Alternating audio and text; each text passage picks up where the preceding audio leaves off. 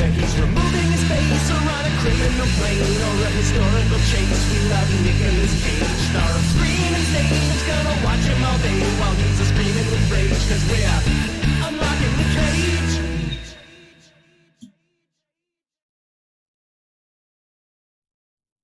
Hello and welcome to another episode of Unlocking the Cage. I am your host, Meg, with my co-host, Chris. We are here today to discuss the movie, The Family Man. Chris, how are you doing today? Good. It's not like we don't... I'm muted. I always do this. God, there's too many buttons for me to hit and I can never do things right. Hi, I'm Chris. I'm kind of excited to talk about this movie. It's all right. It was like a holiday movie. It's been the holidays. It was mostly unsettling, but we'll get into it. Yeah. All right, and for those who are listening to the podcast version of this, we record the show live 5 p.m. Pacific time on Sundays. If you want to join us on Twitch at twitch.tv/managerscomedy. We also have old episodes up on YouTube if you'd rather watch the visual version of this. And the purpose of our show is to watch and rank every single one of Nicolas Cage's 106 movies. And yeah, so I guess where are we at, Chris? I think I've got you at 30 movies, and 30. I'm at 19 now. Yeah, I had seen this one already as a child, so we're chipping away. Holding it 30. So we have an awesome guest for today. She is a voice actor for Toonami and a writer-producer. Welcome to our show, Dana Swanson. Oh, hi. Hello, Dana. I feel welcomed. Hey. I feel so welcomed. I'm joining you here from the Golden Girls kitchen. That's amazing. Thank you for being a friend. It felt very family to me. Like it was also just a background I had, but it was like we're sort of in the spirit. We're still sort of in this holiday spirit. This movie takes place sort of in between holidays, but obviously Christmas is a big turning point in it. So I just really felt the like friendly family vibes of like, what could your life be like? What city absolutely was the Golden Girls by any chance in New Jersey? I doubt it. No, it's in Florida, I think. Oh, okay. It's Shady Pines. Never mind. Retirement home in Florida. No parallel there. I want to say it's Floridian, but I don't know. I think I just like this background, and I don't want everybody to see my apartment. I got to. By the end of this episode, we're gonna find a Golden Girls Nicolas Cage connection. That's my goal. There has to be at least B. Arthur has worked so much, so has Estelle Getty. So I'm sure that if not them, then the showrunners, like somebody had to have at least a little bit of crossover. Maybe NC executive produced some stuff. I know this is an actor only, as we discussed right before the show. Yeah. This is an actor only Nicolas Cage acting in podcast. We're not delving into his production credits, but I would invite you to maybe look at those at some point. Well, there was a time I did do like a little bit of a data dive into the stuff from IMDb to try and find those connections. At least it's at the top level, the top names on the cast. I didn't find many kind of connections, but one thing I did find weird was Elijah Wood produced a few movies for Nick Cage. Ooh. Isn't that weird? Elijah's pretty rad, man. I like Elijah Wood. Elijah is a horror nerd. Elijah also likes Racer Trash, which I'm a part of, which I have my little sweatshirt on for. So we like Elijah. I stan Elijah, and that doesn't surprise me at all. Wait, Elijah Wood did produce Mandy, right? Yes. That would make sense, yeah. Which I still have not seen Mandy. I feel like you two would be really fun to watch Mandy with, unless you already did your episode. We already did our episode on Mandy. It's number look at one. This water, it disappears. That's cool. Mandy is our current number one ranked movie out of 12 movies, and I'm guessing The Family Man is not going to knock that out, but who knows? It could. It really could. This is anybody's game. We're just starting at the start. I won't lead the conversation, but I'm having a great time. I mean, these ratings we use are very subjective. We could literally just do whatever we want. We want to make The Family Man number one. Let's just, if the producer of The Family Man wants to line our pockets, let's just make it number one, and then people will go by. Director Brett Ratner steps in and says, "I want this Family Man here." Like, no, we're We're not giving Brett Ratner the time of day. Yeah, I was going to say, in my notes, I was going to mention this movie is directed by Brett Ratner, who is the director, as many of you may know, of Rush Hour movies, X-Men: The Last Stand, and also a noted sex pest.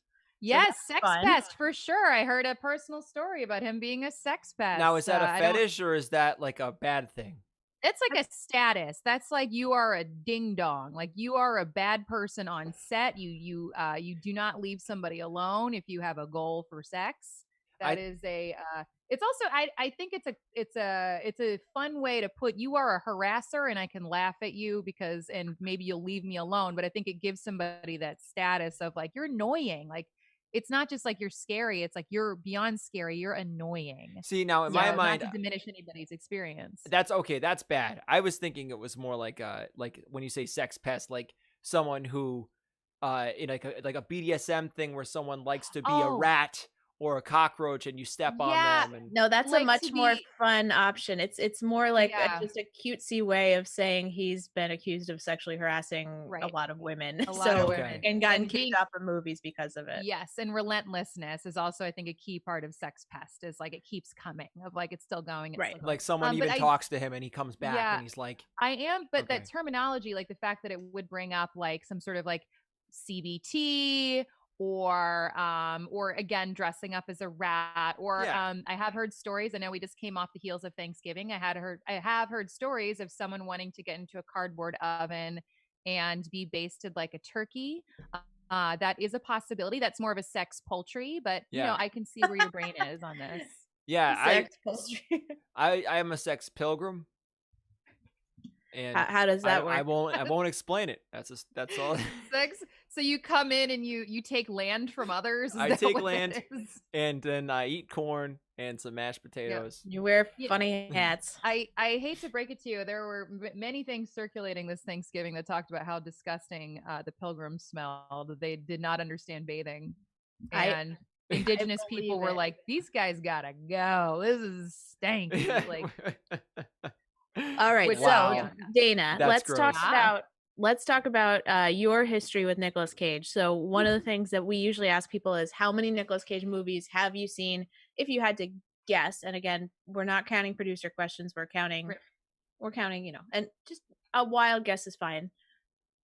Okay, so I counted right before the show, and it was a very rough count, and I want to say I've seen about 13. Okay. Now, I didn't finish Color Out of Space. I probably never will finish Color Out of Space. Oh God. And so I don't know if that's a 12 and a half at that point, but I've at least like experienced some of the Cage in that film, and it was enough to just. Because I don't know what your terminology for this is, but he goes to 11 when he really needs to be at 2 a lot of the time. So. I feel like that's a real question is need, you know, I don't know. Like, does he need to be as crazy as he is? Probably not. But do we benefit from it? In many cases, yes. Yes, we do benefit as a culture. Yes, we benefit. So, all right. So I'm going to say you're fairly middle of the road. I think that you're sort of at where I was at before I started this show. And you know, I think this is a good place to be. You've got some background, and so we'll take it from there. All right. So a little bit about this movie. This movie was made in the year 2000. It was the same year that Nick Cage was in Gone in 60 Seconds, which is one of the movies that we did. Kind of a similar understated Cage vibe to that movie. It was a financial success. It was made for 60 million and made 125 million. So it was it made 125 million. It sure did. And also it cost 60 million. How that was actually more surprising to me. Did that all go to Brett Ratner? Who? What? Well, what I think is when you make a Christmas movie, there's a lot of things like you want to have snow, but like it doesn't always snow. So like there could have just been like snow machines that really inflated that budget. Maybe I don't know. That's my I think it was to pay for all the parking tickets for all the times that he just sort of like pulled his car up in front of buildings in Midtown and hopped out. Like there's a lot of nice cars in this film because it's about money and stocks and Wall Street and investing and numbers and working on Christmas and capitalism. Like there's a lot of themes that have to do with throwing money around. The bizarre old man conversation he had where he was like, oh, like it was like this weird, I was very, very heavily homoerotic, I think, between him and his boss in that office where like, well, you're going to work on Christmas? You're going to fly to Aspen? I knew I could count on Yeah. you. Like, you We guys just are love fucked. money. Yeah, like that sort of, I do think, yeah, homoerotic is a great word for it, because there is like this sexualization of hustle culture that I think is very well embodied in that sort of like early version that we see of Nicolas Cage in this movie, of like hustle, hustle, go, go, go. Money is your goal. Who cares about the heart? Like literally, it's like head over heart. It's like, well, I need to use my head, and like, and being ashamed of working in a lesser status. So it's like status and money and power versus like having a nice life and what that actually means. Yeah, and just to catch everybody up, if you haven't seen the movie, so this is a very simple premise for this movie. I don't think you need to see the movie to follow this discussion, and Yeah.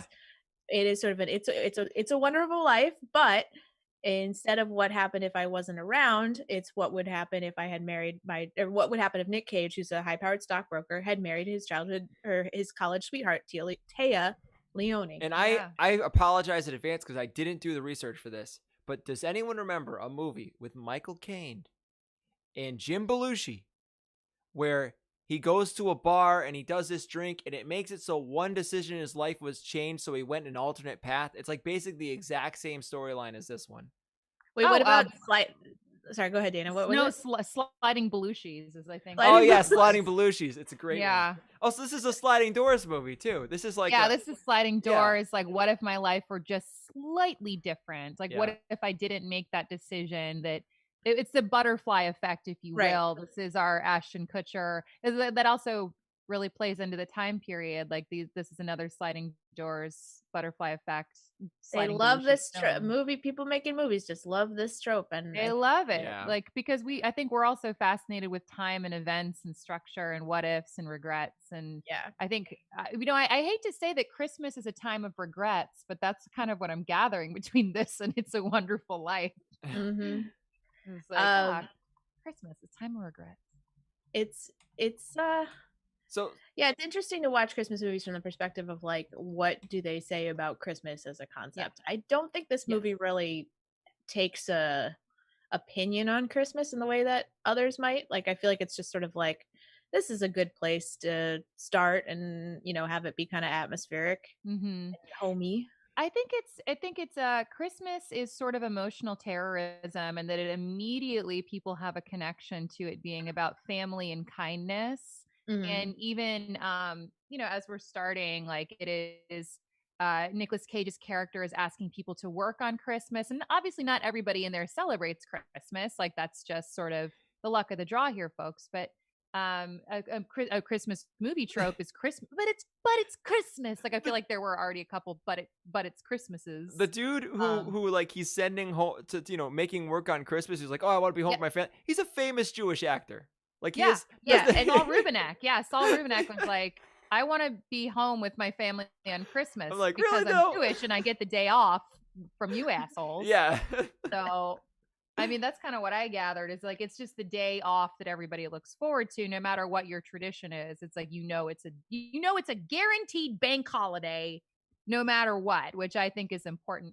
But there was a lot of use of, again, like the Christmas magic as a trope. And that was like, Nick Cage walking around, and there's like snow being an important transition of like, everything's going to change with snow and winter magic and reset, and Don Cheadle being a part of Christmas magic. So why don't we just to kind of get the framework there for those who haven't seen the movie. All right. He's a Scrooge type businessman, works on Wall Street. Money all the time. Yeah, great underwear. He has tight briefs, tight black briefs. Oh, that's how we know. That's how we know which Cage he is, because of his underwear selection. I forgot to get you to get this scene, Chris, because the movie starts out with such a great Crazy Cage scene of him singing opera. Oh yeah. Oh god. I should have gotten you to get that scene. So he's screaming opera. In great shape. This is like very beefy Cage. Yeah. But beefy, but not Cage is chubby. Unlocked. This Cage is unlocked. It is no holds barred. Like, he didn't even have this many shirtless scenes like in Con Air, Face Off, anything like that, where he seemed like this in shape. Like, he was actually kind of had some musculature going. Like, he didn't have definition, but he was really good. He was putting in hours, as they say. Like, he was putting in hours in whatever high-powered gym he had. I don't know. He's putting in hours. And it's got to be for something else, because there's really nothing about this movie that was like, this guy should be in great shape. I think he was just like, he got in great shape for Gone in 60 Seconds or something like that. Yeah, I guess, even though he just had a leather jacket on the entire time, you would never know. That's true. He wasn't very shirtless in Gone in 60 Seconds. All right, the song that he's singing is called La Donna e Mobile.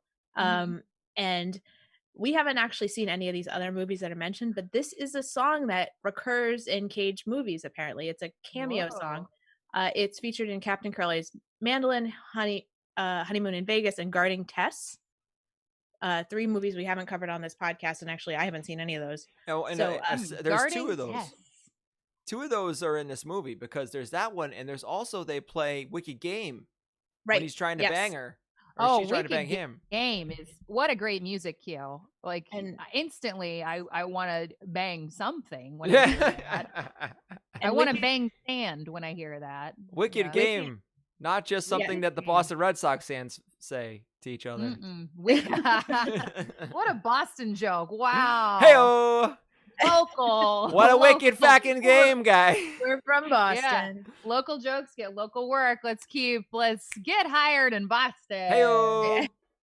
So all right, so yeah, he's a rich Scrooge guy. Then oh wait, I want to explicitly say what Chris was hinting at, which is that Wicked Game features heavily in the movie Wild at Heart. Wild at Heart. So that's our little crossover for thing. So That's a cage over, is what I would say. That's a good cage over. Yeah. Téa Leoni's breaking the fourth wall. She's like, I know he loved this in Wild at Heart. I'm going to play it for him to get him, in the mood. I don't know. Or maybe this is the future of that character from Wild at Heart. We just don't know. And speaking of cage overs, how about those hair plugs, guys? Ooh, wow. So my favorite is actually the opening scene where it says like 1987. And Téa Leoni and Nick Cage are both talking about their internships, and they both look 45. And they're like, listen, I've got to get on a plane. Because that's like when we start at the airport, and spoiler, it also ends in an airport. But the decision being like, this is the split, is do I get on the plane or not, is sort of what we're led to believe, is like the sliding doors moment. Yeah. The sliding doors moment is deciding to go to London, and he looks 45. Like his hair is the same as it is in the following scene. Téa Leoni, I think her acting is just slightly different. Like that was the only difference. Like her hair kind of looked the same. It was like long hair. Long hair. She had long hair. Okay, I will say though, if you watch Raising Arizona, in which Cage was 23, he looks like he's 45. So I don't know. Yeah, he's permanently 45. Like no matter what age he is, he's forever 45. He's got that old man That was face. definitely a shock. 1987. Oh, I've got my internship. Like, kudos to you for restarting your career at 45, but like it was just very shocking. I was looking at the deleted scenes that you sent me, Meg, and there's one of them in the airport, and this is going to be way too minuscule of a thing to notice, but there's just a scene where he hands her some she hands him some lifesavers, and he's like, I think they'll have lifesavers in London, honey, and that's just cut out. But there's also a scene later in the movie where he goes, do you want a lifesaver? And he puts him down on the desk, says, hey, help yourself. Do you remember that, to his secretary? Yeah. Oh, so I think they were squeezing in product placement for lifesavers into this goddamn movie. There was also, there was some Coke product placement because like in the convenience store, the second time we're in the convenience store, a woman sets down a Diet Coke and there's Coke and Sprite very clearly behind them. And as a person who's from Atlanta, I definitely clock that very easily. Like any sort of Coke placement, I'm very aware of. It caught my attention, is what I would like to say about that. Oh, we got to start.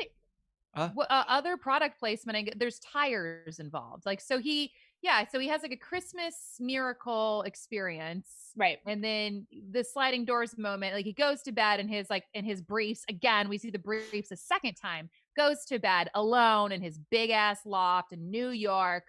Wakes up and it's kids screaming and Téa Leoni, and he's wearing boxers. So the underwear change tells us he's in a different life. Maybe he wakes up too with Téa Leoni draped over him in the most hilarious way. Yeah. Like, who sleeps like that? Yeah, like, Téa Leoni's a shit bed partner. On his stomach. Oh, honey. It's like Téa Leoni needs to just like calm that down, because I'm getting separate beds at that point if that's what I got to deal with every night. She's honestly like draping like a cat at that point. Like she was just like, oh, baby. Like armpit in the face. Like what is happening here? Yeah, it was definitely armpit in the face. I realize that this is probably going to go out to audio, and I'm doing a lot of video jokes. So I'm that's no, okay. we have a video. Thanks for those bringing that up. You can, if you're listening to this audio, you can go back and watch the episodes on YouTube if you'd like to see our faces. The mechanism for this magical transition is the magical Don Cheadle holds up a convenience store with a gun, and this is somehow a test. This is a test that he's worthy of this life experience, is if he diffuses the situation with the gun. Anyway, it's a stupid thing, but in case someone hadn't seen it, that's what happened. We should talk about too, like the sort of like magical black person trope in movies, which is like, as soon as I saw this, I was like, oh god damn it! Like, it's like the Don Cheadle's character doesn't exist in the world except as like sort of an angel-ish thing, like unnamed character. To better Nick Cage's character. So he only exists as a plot device to like make Nick Cage realize that like he sucks and he could be a better person. And I feel like that's a pretty common one in movies, unfortunately. Yeah. It was a very white world because like Don Cheadle is sort of entering as like, well, I'm one of the only actors of color you're going to see in this, and by the way, a magical. Like it was very I thought that was really odd as far as like, I mean, that's also timestamp the 2000s, also pre 9/11. Like there was a lot of stuff that was very time stamped. Like that was very extremely pre 9/11 movie. Somehow a lot of don't go at arrivals gates and it was, or departure gates, like planes are leaving and there's don't go. Like this is something that you'd have to be saying goodbye in the baggage claim. Like it was very different, or having to pull around LAX in the circle about 3 or 4 times. Don't go, and then like having to keep go around. Wait. It was very possible. And what's crazy about the race, not the racism, whatever you want to call it, is that like they not only made him magical, but they also made him a stereotype. Like they did both. You know? Yeah. Every scene he was a stereotype that he was in. Yeah. Because when he was like holding up, he was a stereotype when he was holding up quote unquote the convenience store for the there was some business deal that Nick Cage is trying to strike with them about like the $238 lottery ticket. It was very tedious. I did not care about it. That was just like, because it was honestly a bridge so that anytime Nick Cage could be like money stocks, and by this time we had seen probably about 15 minutes of money stocks, and so he tried to money stock Don Cheadle and work out a quote unquote business deal to diffuse the situation. Yeah, his power is business. And then second time we see DC, he's like in this beautiful like leather jacket and turtleneck, but they made him look like Shaq. Yeah, like, Chris, why don't you hit Shaft? We have a clip of this. Oh yeah, we do have a clip of that. This is after. Let's go to the clips. He's woken up and he's freaking out. Oh. What's happening to me? Breathe into the bag, Jack. This kind of thing makes a lot of guys have to throw up. I've seen it happen before, okay? So if you feel the urge, you roll down the window and do it out there. Turtleneck. Yeah. Oh yeah, he's Shaft. So okay. worked up, Jack. Okay. It's like black exploitation done. Brought water myself. I didn't do anything. Also, why is he driving so fucking fast for no reason? Because you thought I was yeah, he's driving fast and not looking, which I find a little concerning. But also it's Don Cheadle and I love him. Like that is the only thing of like this, and again, this is 3 white people talking about stereotypes, but like I mean, it is like every podcast. Yeah, it's very odd to be like, oh, this is one of the only black actors in your film is Don Cheadle, who's fucking amazing, but we're gonna make him this trope. But also as an actor, he is magical, so it is very like we don't like it's sort of a hard box to put him in. But, I mean, it's hard to expect a lot more than a movie made by Brett Ratner in the year 2000. This is I'm not I'm not surprised. And there's nothing very surprising about this. I mean, I was happy to see him in this movie. I do enjoy Don Cheadle. So that was probably I think Don Cheadle was probably the right for the role, and I think Téa Leoni was right for the role. Maybe this is a discussion for later, but it's a discussion for whenever you want. Nick Cage was horribly miscast for this movie because he cannot play heartwarming. I don't know if I've ever seen him in another movie that's supposed to be heartwarming, but what about It Could Happen to You? All right, maybe that one. Maybe. I haven't seen it in a long time. I like this movie when I saw it when I was a child. I saw it now. Oh my God, it just creeped me out. It was just super creepy. And even the runtime, like this is 2 hours of a very unlikable Nick Cage. Yeah. Like he's so unlikable until whatever turning point in the film where he becomes like, oh, kids are great. My wife is 140. great. 140 into the movie. 140. Like until then, it's all money stocks, business deals, suits. Like buy me a $2,400 suit. Yeah, yelling at your poor wife who has to work hard all the time. Yeah, and like making fun of your wife who's a pro bono lawyer and like and making fun of like working in a tire store and like doing somewhat of like a blue collar job and like even making fun of Piv in it. Like Piven's little living room, he has a great living room. He can sit in there. That to me is a good living room. And It's a fine living room. He almost cheats on his wife. And they drop that. They just drop that like a friggin' like it's just gone. Yeah. He like there's a scene in the bowling alley because like there's Evelyn, I can't remember her name, keeps coming on to him and being like, I wore this dress for you and noticed I saw you checking it out. And then there's like a very real conversation in the bowling alley because he's throughout this movie he is pinging people in his sort of dream life, like this sort of world where he like the what if world. He's pinging them to be like, who am I? What is my role? When do I go to work? How do I pick my kids up from school? And so he has a couple helpers, and one of them is his daughter Annie, I believe, and the other ones are kind of come to him as is. So he's trying to suss out with this woman that's like definitely like horny for him, like, hey, are we fucking? Yeah.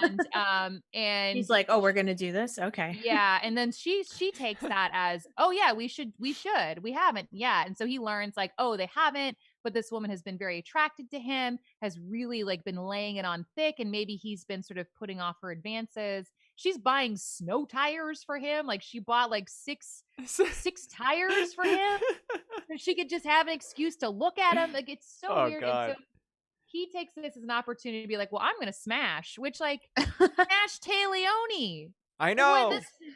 I mean, it's made clear that like he's super into Taleone. Like he's like, you know, she is really hot to him still. Like he there's no, you know, lack of attraction which there is a scene where like this first sort of like, I could have a sexual encounter with Taleone outside of our college relationship. Like she's in the shower dancing with her back to us, so we know it's a body double. It's extremely, and then the body double is significantly taller than her, is a trivia fact. Oh,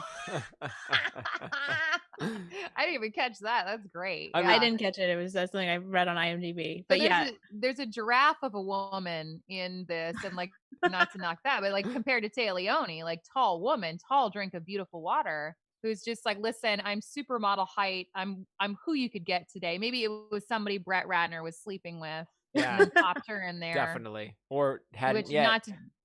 Not to knock whoever that was, but like, and like, I mean, just you're gonna get the height wrong. Get the height. Why would you get the height wrong? To jump back a second to the you jump back to wherever. Jump back a second to the affair. There was a thread in that I thought they were going to go down, but they just dropped immediately, which was, he says to Jeremy Piven, he's like, you know, don't do this. There's, consequences, basically, right? And he's like, oh, it doesn't work that way for me. I thought they were going to go full Groundhog Day because he knows this isn't his life, and this is just a glimpse, and it's going to be over, so he can do whatever the fuck he wants, which is kind of more realistic. I don't really fault him for considering sleeping with that other woman because, like, he knows he's going to go back. It's not his actual wife. Like, right. You know, I don't know, maybe after a while, but it's like he didn't do it, and that's good. But I don't fault him for considering it. I think I would consider it too. And he'd basically been single. Yeah, he did. I think there was a little bit of Groundhog's Day chaos to that. Of like, oh, I want to just cause chaos. Like, I'm kind of sick of this life. I want to cause a little chaos because it doesn't mean anything anymore. And that's when Jeremy Piven, somehow the voice of reason, who I've heard is also a bit of an SP, and that is code for sex pest. I heard he really likes background actors. Which is I don't care for him. He's not a plus in this movie for me. Yeah. So I did like that he was the voice of reason somehow. There's another miscast right there. Yeah, total miscast. Speaking of casting, I did want to drop this fact in. Guess who was considered for this part? instead of Nick Cage, a recurring character in the people that could have gotten Cage roles but didn't. Mr. John Travolta. It was absolutely John Travolta. So this could have been a John Travolta movie, and you know what? I think it might have been a better John Travolta movie. He definitely has a deeper bench when it comes to family-friendly films. Yeah. Because you did need an actor to be a bit like hateable at the top. Like you do want somebody who it's a redemption story. It's a Scrooge story, as discussed previous. Like you do want him to be a bit of a jerk at the top, Right. and then have that. And then when that turn happens, we want to really love that turn. And I didn't love the turn. No. Like he was definitely a piece of shit. And very believable as just this weird, but also just a weird piece of shit. Like he was just like, when he was trying to do business deals and stuff, it was obnoxious and didn't make any sense. Yeah. So like I didn't get the impression he was skilled. He was just kind of like very insistent on his opinion and stood up and yelled a lot, but he didn't really do anything better than anyone else. I don't know if this has been covered in this podcast before. So this is a cage over. This is a cage over, if you will, of his name in this film is Jack Campbell, right? Yes. His name on call sheets, and I would like to give props to my friend David B. Lyons for giving me this information. His name on call sheets is Jack Cadillac. Ew. And that's not just, I mean, I don't know what it was for this film. And I always wonder if this film started that fire. I don't know how to trace this, but I do know that is his name on call sheets. I know Tom Cruise has a fake name, but Nick Cage's is Jack Cadillac. This is and so huge. I do feel like that's a funny name for this character. This weird like Jack Cadillac, Pete Campbell hybrid, and he's Jack Campbell, but that is a huge piece of information, Dana. You were dropping some huge knowledge. Yeah, I remember you mentioned before the show started that you had a couple of little insider tidbits. Feel free to drop those in whenever you like. We would love to hear them. I love that. That was a fly, by the way. I went like this. That was the biggest. Like that was definitely a moment where a bomb dropped, and I was like, can I had to ask. I was like, well, can I share this information because that's pretty personal. I don't know if there's an NDA of if you see Jack Cadillac on a call sheet. Yeah, I have a comment from the chat from Jenny, who was our guest for Gone in 60 Seconds. She says further proof that Nick Cage is autosexual. I believe it. I mean, that's a big theme. Is he's really into cars, really horny for cars. Horny for cars, yes, like that Ferrari. He's horny for that car. He's horny, and like also something that's interesting is he's in like he has a car he likes driving, and then he has a car that drives him around. So it was like, were you in the back seat of that car? Like he has both a limo driver and his own car. What must that be like in Manhattan to just throw someone your keys and walk away in friggin' Manhattan? That's just so crazy. And the car. Here's another trivia fact: and that one point he owned the Ferrari that was used in the film. Which is that the 60 million? It was like owning. Yeah, that's where car? the money came from. Yeah, that is still the most baffling piece of trivia. And like they did double their. That's also baffling. I'm like the fact that it made 125, but it cost 60. It seems like a lot. Chris, do you have a clip you're pulling up? Well, I figured we should start burning through some of these clips because we're kind of burning through the plot. And yeah. Let's look at clips. So it's all right. So at some point, this is just we'll play the whole thing. A speech he gives Téa Leoni when he's yelling at her about not buying a $2,400 suit at the mall for him. Do you have any idea what my life is like? Excuse me? I wake up in the morning covered in dog saliva. I drop the kids off, spend 8 hours selling tires retail. Retail, Kate. Like retail, Kate. I pick the kids up, walk the dog, which, by the way, carries the added bonus of carting away her monstrous crap. Okay, that's all I can take of that bullshit. And I would say, I think I wasn't sure about this before, but rewatching this, I would say this is kind of a glimpse at what we call undercover fancy Cage, which is this voice that he does, usually while wearing a suit, usually while pretending to be higher status than his character actually is. Oh man, comes up in a couple different movies, but I don't know if it's full on undercover fancy Cage because he is undercover, but he's not pretending. I don't know. Anyway, What else you got, Chris? Well, this is what Dana was talking about, was how he enlists the daughter, or the daughter kind of helps him out. This is the moment that daughter realizes that he is not, because kids can see the truth. You're not really my dad, are you? So creepy. No, I'm not. I work on Wall Street, with the big buildings. And I live in an apartment with a doorman, and I can buy almost anything I want. This isn't my life. It's just a glimpse. Where's my real dad? I don't know. I don't know. And that you sound so southern there. He had a little bit of a drawl. Yeah, this Castor Troy all of a sudden. Like, what is going on in that scene? And also like the trope of magical child, of children can see through your bullshit. Like that trope comes into play during this Christmas magic film, because we're actually really knocking out a bunch of magical tropes. Oh yeah. We discussed Christmas magic. We discussed Magic Don Cheadle, and now Magic Child. This is Brett Ratner attempting to be Chris Columbus, I think. You know what I mean? It's like and I want to point out too something that Chris pointed out, when that scene where he's changing the diaper is the most graphic diaper changing scene I have ever seen on film. We got actual baby dick. And we poop. got and poop. Just straight up dirty diapers. Mm-hmm. And that baby was peeing. There was, and that's it. That baby was also 3 years old. So I don't know. Yeah, it's super graphic. It reminds me of when you go to I really do not like baby showers because I think they're scary.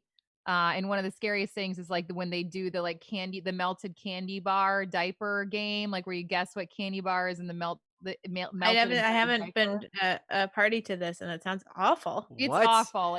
This LA is a city. You two are more Boston, but I feel like LA is a city with not a lot of baby showers, thank God. But in Atlanta, I had been to more than one baby shower with the melted candy bar and diaper thing, and that's exactly what it looked like. They melted a straight up Hershey's bar and a Milky Way, and then threw in some spaghetti sauce. I was trying to figure out what that baby needs to go to the doctor. Yeah. And they cracked an egg in there too, just to kind of give it a yeah, just because it's ramen. They just cracked an egg on it. And then Kate just starts eating out of the diaper.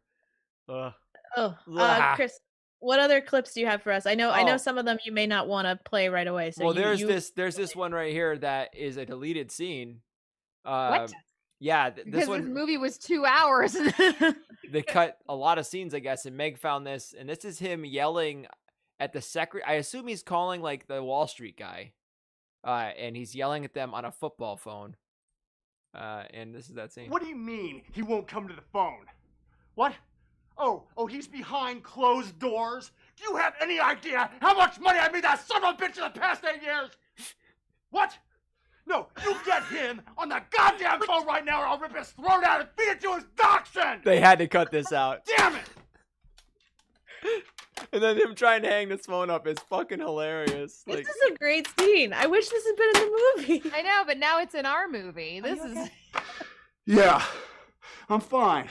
It's just this god-awful The end of this is phone. funny. Who has a phone like this anyway?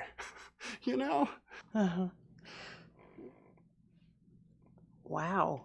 You must really love Evelyn's mushroom puffs, huh? You know they're not real. The puffs. I feel like that was the stupidest joke they made. Yeah, that those are about her titties. And so this is the Taya Leone is on to this potential affair that maybe has had. Where in the movie was this supposed to be dropped in? Oh, when they were at that party.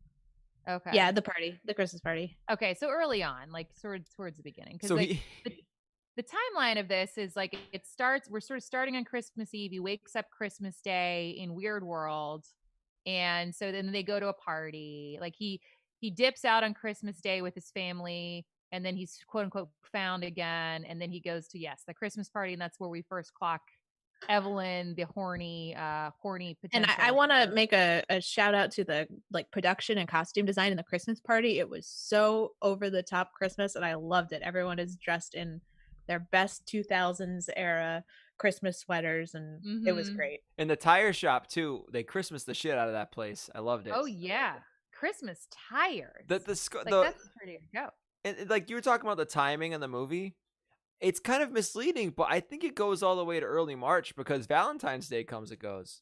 Right. Well, I thought that was their anniversary, but maybe their anniversary is Valentine's Day. I feel like that is a very common anniversary for people, is to either get married or engaged on Valentine's Day is very, very common. So that is likely. And also it's still snowing. Like we do know that it's still snowing by the time this film ends. So it is a movie for our 3 sort of winter seasons. So we have Capricorn season, we have Aquarius season, and like going into Pisces. So for those 3, we do know that we have some snow that's probably coming. Yeah. So I don't know enough about astrology to draw astrological conclusions about. Yeah, me this neither. movie. I was like, oh shit, I got nothing to say on this but one. but I would love to hear them if you have any. Yeah. I mean, yeah, like this is so I do celebrate winter solstice, which is like a time of reset, which I think is also why Christmas movies are where they are. Like if we go even further back before people decided Christmas was Christmas, it is like a time of reset and joy. And like when you hear the 12 days of Christmas, that's the 12 days of Yule.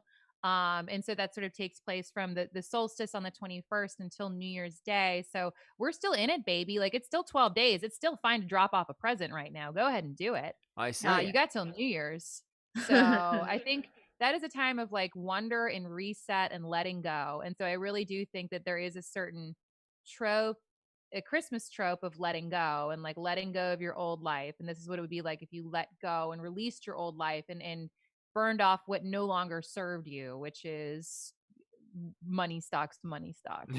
So yeah, I do feel like that, at least for like that 12 days from the solstice until the new year, is like Nick Cage is deep in that. But yeah, timeline, I did feel like, is their anniversary could have been January or February, because we have this sort of magical, like she wakes up and she gets him this like kind of Bobo suit that she thinks he'll like, and he's kind of like, it's Bobo, but it's a suit.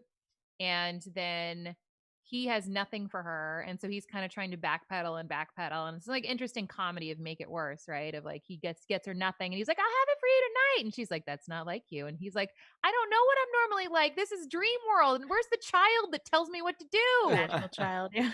There is a scene from another deleted scene, very short, that has directly what you just said in it, basically.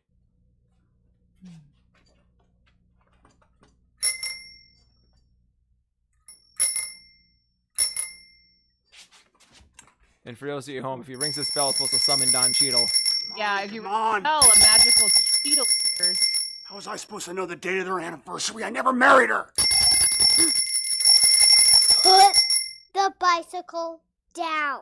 I like that scene. I think the deleted scenes in this movie are actually better than the movie itself. Like, they let him go full Cage. Like, they're like, all right, I want you to ring a kid's bicycle bell, but make it threatening.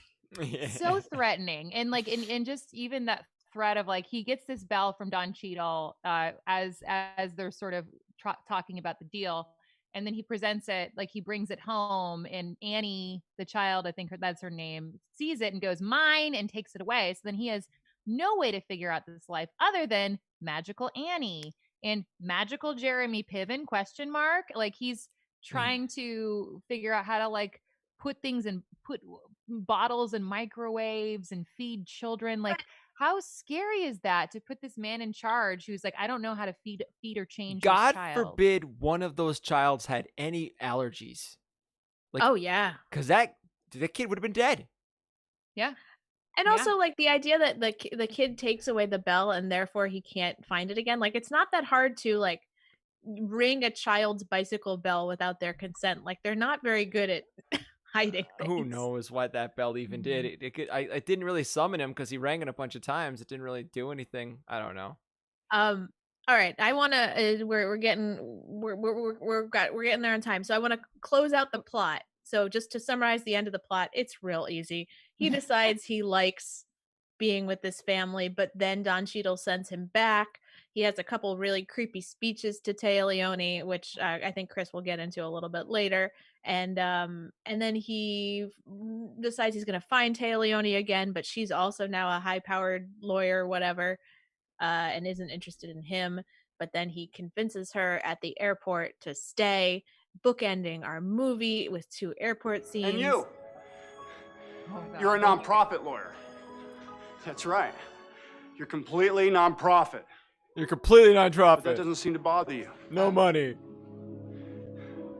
And we're in love. All right, enough. Yeah, so he just does this whole speech, and it's like, how would this convince anyone? It's like, no, I'm not. That's not. Yeah. You have some vivid imagination about what our lives are. Like, that's fucking terrifying. Yeah, and this is for anybody who hasn't seen the film. This is back in Money Stocks world, like where he woke up. It's back on Christmas Day. Money Stocks. He goes and sees Kate, who is also Money Stocks. So it fucked up her life too, that they didn't choose each other. And because she's moving to Paris to, I don't know, have a firm. I don't know what she's doing. She's moving to Paris to head up a firm. She's an asshole to one of her assistants, who may be her friend, who's also there, which is just always a bad look. If somebody is bad to anybody trying to help them. Real Ellen DeGeneres vibes going on. Real Ellen vibes there. Like that I thought was also upsetting. It was like, oh, so he wouldn't, I don't think he would have chosen her as is if he didn't have this Don Cheadle experience of seeing what the life could be. And so it's now his work to convince her that if they both become not assholes, they will have a good life together. And so as assholes, they sit in an airport diner and try to close it down as people are trying to clean it up and go the fuck home. So yeah, I mean, so that is also a problem. And I want to say, like, her luggage was probably on that plane and left anyway. So totally. Her luggage is gone. Also, the kids are gone. So maybe the kids were in that luggage. Like, the kids don't exist anymore. Yeah, that's kind of dark that he has this whole bonding thing with his daughter, who then like disappears and like becomes not real. Yeah, yeah, and then also this version of Téa Leoni that's not real. Right. Yeah, like we don't even know what this new Téa Leoni is really like. Like I don't know. In this movie, they kill 2 children. True that. They do. But is it? Oh boy, I don't even want to get into this. I don't know, Chris. Is it time for us to play your masterwork? Yeah, let's do it. So you want to introduce it? I put together a trailer because this movie's very creepy. So I made my own trailer for this film. And I present it without comment.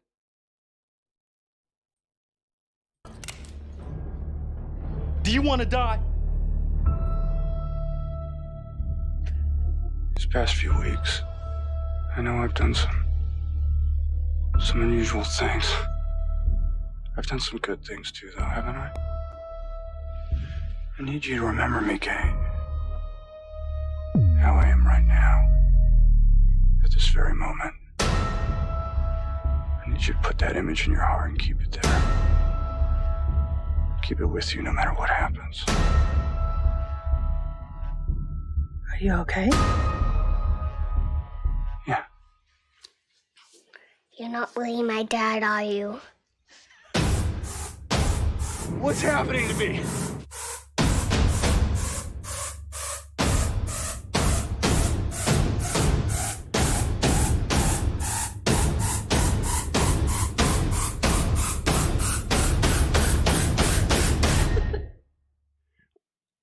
I'm having kind of a bad day.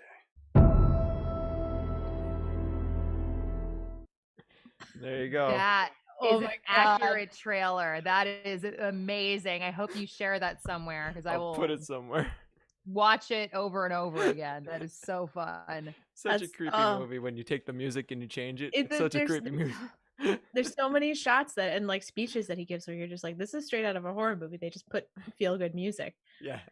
And that reminds me what that forgot almost the best part of this movie, which is the cake scene where he and Téa Leoni feed each other. They fight over cake, and then they feed each other the cake, and then they hook up on the stairs while covered in cake. Guys, Chris found this. I'll give him credit. Dana, I will tell you this. Then this is a whole thing. This is a whole internet thing that I had no idea about. There's a song Dana's way cooler than us, though, so she might have known about this. I don't know. Well, here it is. Here it is. Oh, credit to Harry Partridge.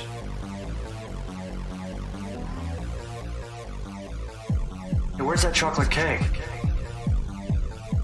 Hey, where's that chocolate cake? Hey, where's that chocolate cake? Good lube. Hey, where's that chocolate cake? Do you mean this chocolate cake?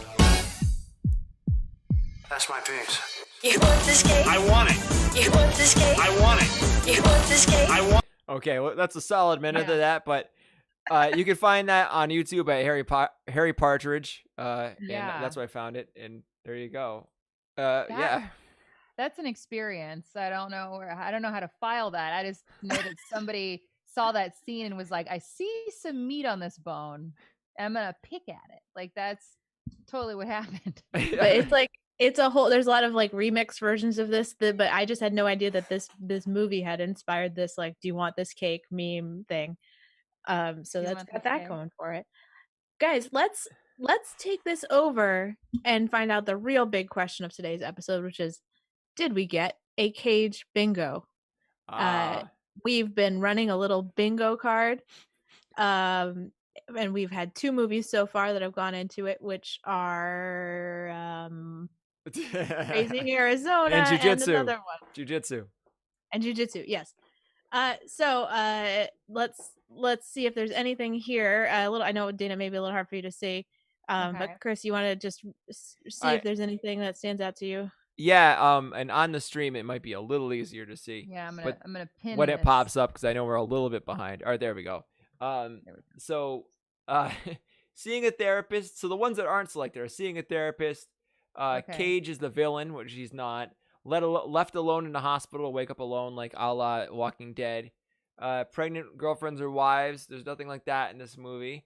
Underwater scuba propeller, which is featured in a couple films, but not this one. Cage is not a cop in this movie, which is one of the few movies he's not a cop or a criminal. Yeah. Fancy undercover Cage. Yeah, I'm gonna. This one's tough because it's so right on the border. I'm gonna say no, Chris. What do you think? Okay, I'll give that a no, just because it's not the true fancy undercover Cage. No tattoo sightings. Depends on your definition of that. Like, I think it's maybe adjacent, but it doesn't quite hit the mark. It's such a specific thing, which is when he's playing a lower status character who's trying to impress fancy people. And he's like, "Oh, hello, I'm Nicolas Cage." Like, and he's like doing this affectation. Yeah. But in this one, I would argue that he's addicted to money in this. Like, when I'm looking at addiction / history of addiction, like, I do believe he's addicted to money. But that's also very loose. That's a very loose interpretation of addiction. I don't disagree. Yeah. But I think I'm gonna keep it more strict to like substances. Is already married. That's one. That's one right there. He is already married. He is already married to Taylor Leone, which he didn't even know about. Oh, we are so close on this. Yeah, left alone in a hospital, waking up alone. It's very specific. Yeah, because he does at points wake up alone. Like, it's typically that he's with somebody and wakes up alone, or goes to bed alone and wakes up with somebody. So, it's close, but no cigar there. Tattoo sighting, I would say that we have buns sighting, but no tattoo. We do have buns. Ooh, we don't have a Naked Cage. We need a Naked Cage one on this. That's in my list for our next card. But so the interesting thing about the tattoo sighting is, so the tattoo that we're referring to as the big ridiculous tattoo he has on his back, and we do see him shirtless from behind, but his tattoo is covered up, so we don't see it. And I'm looking at the pregnant girlfriend / wives, and Taylor Leone isn't pregnant in this, but they do use the code surprises. They use the code of pregnancy is what a surprise. We had a surprise, and it was Annie or the 3-year-old that somehow is also a baby. Are surprises. And so, like, while they are not pregnant, while she's not pregnant and they are not pregnant as a couple in this film, it is heavily referred to as a turning point in their sort of dream relationship. It's like, you got pregnant. We didn't mean for that to happen. Whoopsie daisy. We could have gotten that taken care of, wink, but we decided to go through with it.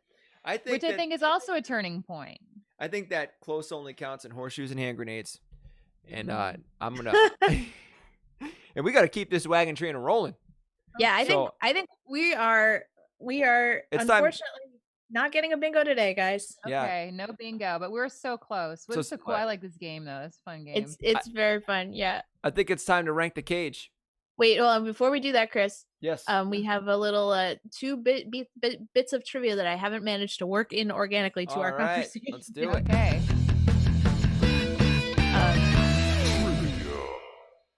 Thank you for that trivia.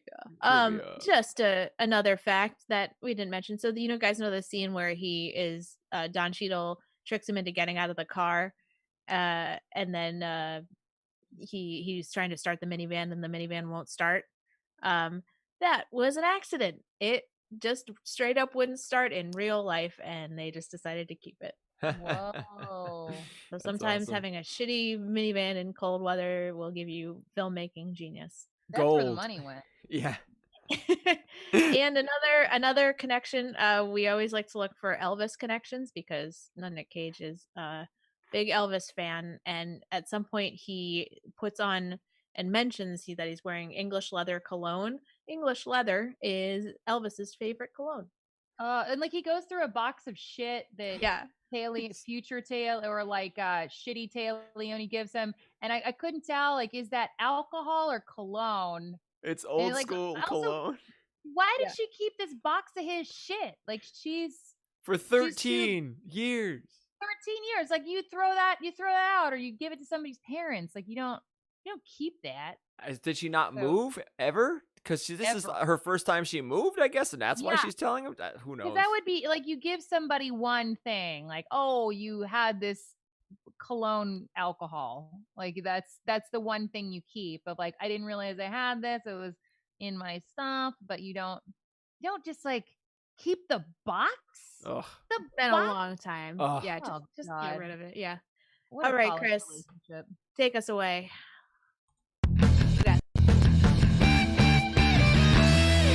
The cage. It's time to rank the cage. How this works is that we are going to thank you for the from Vampire's Kiss. That's what that's from.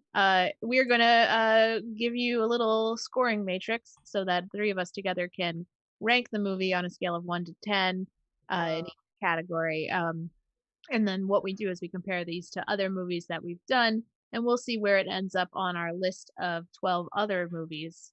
I'm going to guess it's going to be a solid middle one, but let's see how it goes. So, Dana, for you, the first category is the cast, and this is not about their acting ability. This is just how excited are you by the cast of this movie? Is it all these people that you just love to see in movies, or do you not care?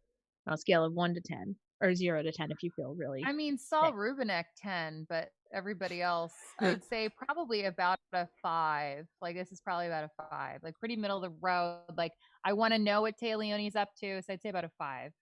But like, you know what? Yeah, it's 5. Saul brings it up to a 5. Everybody else I could not give. Oh, Cheadle 6. Cheadle. I like Cheadle a lot. I'm gonna throw a 4 at this one just because I really only like Cheadle, and same reasons, but 4 for me. Yeah, I think I'm gonna hit it with a 4 as well. Okay. I feel like it was below middle of road for me, but not terrible. All right, acting. So this is just everyone other than Cage in this movie. What's the overall acting quality in this movie? I know you two didn't mind Taylor Leone's performance, but I think I found her to be pretty awful in that first scene, and that just sets the tone. So I want to say I'm going to go 4 here of everybody else, and then Piven's weird because it's Piven. I don't know. I'd say 4. Cheadle brings it to a 4. 4. What I didn't like about Taylor Leone's performance, and she's always like, like exhaling a lot when she talks.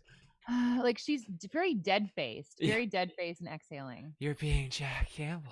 And that's a great thing. I saw 4 for me too. I'm gonna give it a 5. I think it was just very middle of the road for me. I don't have no one rubbed me the wrong way. I think it did for you guys, but no one really stood out to me. All right, how fun is this movie on a scale of 0 would be Leaving Las Vegas and 10 would be Face Off?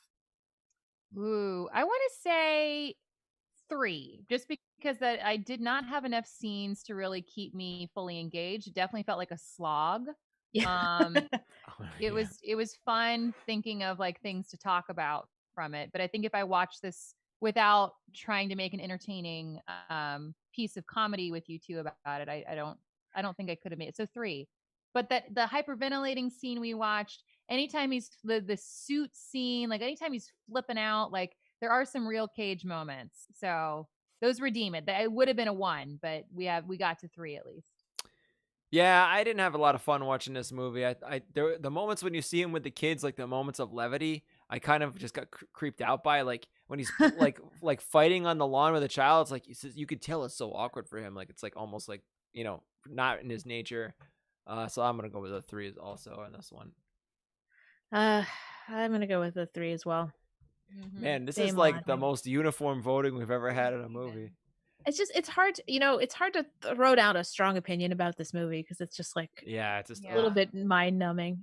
All right, technical. This is just like costumes, sets, special effects. Obviously, there aren't any special effects in this movie, but pretty low here because I'm hearing that it's 60 million and I can't know where that money went. Yeah. Oh my god.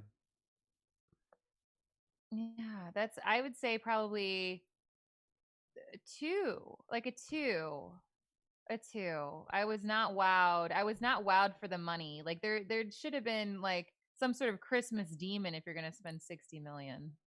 I think that 60 million went to a fully automatronic baby, and that wasn't a real baby. That's the only reason I can come up with. But I'm gonna give it a 3 for the Christmas decorations. Yeah, I'm gonna give it a 4 because I didn't think there wasn't that much to it that was like distractingly bad. Yeah. Aside from Nicolas Cage's hairpiece, which was distractingly bad. Very distracting. All right. Overall, how much did you like this movie? I mean, I'm trying to average my score as I've just done, but I feel like I wanna sandbag it a bit. Go with your gut. It's okay if it doesn't match up. A lot of people's don't match up to what they've averaged. I really feel like, when I look at fun, I feel like that is a great overall score, is like looking at the fun score for especially a Cage movie, which I feel like is a 3. Like I'm going to repeat that fun score. 3. 3? Okay, 3. 3. For me, when I saw this as a kid, I really liked it, but seeing it now, oh man, it just creeped me out, and it wasn't fun. It was just a slog and a half. So I'm actually even gonna go down to a 2, just because I don't want to watch this again, like at all. Yeah, I had plans of watching this again today. I watched it last night. I had plans of watching it a second time to like really engage with you two on it. Wow. And I was like, there's really no not necessary. Like I produced promos and commercials for so long, and I would always watch it once at normal speed and then once at like double speed and then take notes. And instead I was like, this is going to be a slog. I can feel it. And just try to take as many notes as I could last night. Wow. That's impressive. Commitment, you not required for our show. Absolutely. You did everything right. Overall, I'm going to give this, I don't know. I mean, I like to reward movies that don't make me like unpleasantly disturbed, like I still think like Leaving Las Vegas was the most unpleasant movie I've seen in a long time. And this is not that. This is just sort of like a neutral fine movie that like doesn't really hold up well. So I'm gonna also give it I'm gonna give it a 4. I know that's a little bit generous. Ooh, but I like to reward the sort of like fine movies for being fine. All right, this last section, this is you can add or take away a point for something that you liked or disliked, and whoever has one first just shout it out. So I could be like, I am taking away a point because I did not care to see Jeremy Piven on my screen, or something like that. Is that but your, you don't is have that to your do point? That. No. Okay. I'm going to take away a point for the deleted scenes, even though they're great, because they should have been in the fucking movie. Yeah. That. I want to say, I'm going to take, I don't know how many points I can take away, but I feel like I want to take away several. Just one. I think, let's stick with one unless you something really bad. I mean, I think we've covered it all, like Brett Ratner being involved, Piven being involved, Nick Cage being miscast, the children just disappearing. Like there's the creepy stalker scenes, which Chris, you covered so well in your trailer. Like it all it all leads to at least a point off. At least, like, there's so much that does not sit right with this film. Yeah. I'm going to have to go in the other direction just to even it out and give the little kid actor with the scene when she was going to cry. I thought that was really funny. Yeah. So we'll give her a point. Yeah. And having to go up against Cage, like, yeah, she did a lot of one-on-one heavy lifting with him. Yeah, she was carrying those scenes. All right, so let's see where that puts us. You ready? Yes, please. Let's see it. Okay. Oh boy, it is one up from Jiu-Jitsu on the bottom of the list. Whoa! Wow. So that's our number 12 out of 13 movies. It's between The Wicker Man and Jiu-Jitsu. I'm actually surprised that it didn't beat The Wicker Man. I think The Wicker Man had more fun. Yeah, The Wicker Man is wall-to-wall fun. I will gladly rewatch Wicker Man. Although I will say, if you I think you will find that it does not hold up as much. There's a lot of dead air in that movie, which was surprising to us. Between the crazy parts, there's a lot of like really slow, boring conversation. Feel free to re-listen. Our audience, feel free to re-listen to our Wicker Man podcast. That is the first movie we did. So we're at number 12. Let's go over to the Cage Gauge. Chris, walk us through this. It's time for the Cage Gauge. Cage Gauge is a 2-axis plot that just plots trademark Cage brand craziness. So when I'm talking like when he yells random things for no reason, he does that wacky Cageness, not Cage playing, someone with mental illness. This is Cage brand crazy versus Cage acting ability. So that's 2 axis, and so you give each a score out of 10. So and I do want to make a shout out to our friend and future guest Adi Heller, who suggested that the Cage Gauge have a Z axis of financial desperation. Which unfortunately we do not know how to make that work visually, a 3D plot, but this would be probably low on that axis of financial desperation. He was doing okay. He was doing fine in the year 2000. All right, Dana. So this is the unhinged, like this is the score of unhinged on 1 to 10, correct? Yes. Yeah. So I would give it probably about a 6 here. Like I'd say he's not at his tip top, but he's just inappropriate. He's inappropriately angry, and I'm gonna throw and that's based on the deleted scenes, like the football thing, and then blaming her for the football phone. It's got to go at least to a 6. So I'm gonna give it a pretty low score, just because if you throw that deleted scene in there and the ta-da when he comes around the corner, you got a couple of Cage moments. I'm gonna give it a 4. Ooh. Yeah, I'm gonna actually give it a 3. I think the Cage bar for craziness is pretty high, and this is on the low side. Yeah, this is my first time kind of entering the ring on this. I think anything you say is right, so don't second guess yourself. Yeah, I'm second guessing myself now too, because I'm like, oh wait, this is a much more mellow Cage, but he does have some moments for sure. Especially if you incorporate those deleted scenes, then it's like the deleted scenes are really what took it, like the throwing the bike, and like because that's of course like what I just watched just now. So I'm like, yeah, he's totally off, and like hyperventilating in the car. Like there's so many weird moments. Okay, acting ability. Cage is just Cage, just him. Just Cage, nobody else. 2. 2. I'm right there with you, Dana. 2. I didn't think it was that bad. I'm gonna give him a 4. 4, bringing up the average.